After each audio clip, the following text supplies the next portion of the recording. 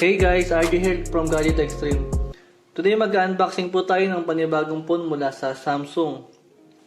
At yan po yung Samsung Galaxy A10s. Isa siyang upgraded na version ng Samsung A10. Same price lang po sila ngayon ng A10 dahil nag-markdown na yung A10. Dati pong presyo ng A10 is 6,990 at ibinaba na po ngayon yung A10 ng 5,990 na lang dahil naglabas na po sila ngayon ng bago na ito po ngayon. Samsung Galaxy A10s. Nagkakalaga siya ng 6,990 sa mall. Pero mas upgraded yung specs. Mas maganda yung specs po niya sa A10 ngayon. Buksan na po natin sila at i-unbox natin. Pagkukumparahin din po natin yung color nila parehas. Una po natin buksan yung color, itong green, dahil mukhang mas maganda yung green. Tingnan natin itong green.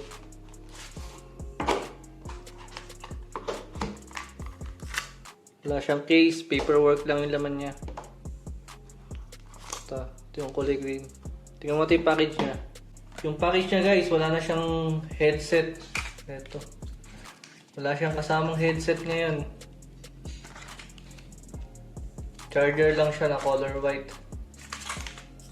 Wala na siyang headset. Tinanggal na ng Samsung. Ngayon, ito po yung color. Ano bang pangalan ng kulay niya? Color green lang. Color green lang yung pinaka-pangalan niya.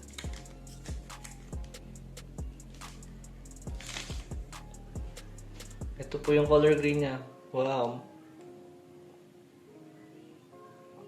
Yan po yung color green niya. Kung mapapansin niyo po, medyo kung familiar po kayo sa A5s na color blue, para po siyang ganon. Familiar kayo doon. Yan o. Yung likod po niya parang may glitters. Para po siyang blue-green yung color niya. Yan. Ganda niya guys. Dual camera na siya na mayroong fingerprint sa likod. At ang kahibahan po niya sa A5s is yung A10 is single camera lang siya na walang fingerprint. At yung battery po niya is 4,000 mAh na. Yun po yung difference niya, saka po yung alin ba? Almost yun po. Yung camera niya, yung fingerprint, saka yung battery. 4,000 mAh na yung battery niya. Ayan. Ganda po ng kulay niya guys. Pero yung display niya parehas lang.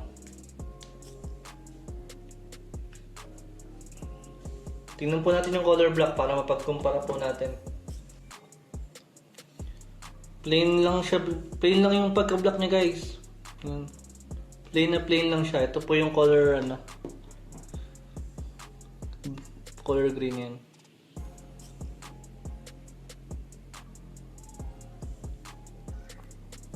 Mukhang mas maganda yung color green guys.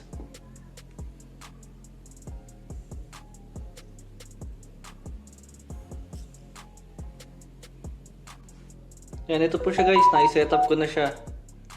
Almost same lang siya ng A10 guys. Konting improvement lang sa kanya.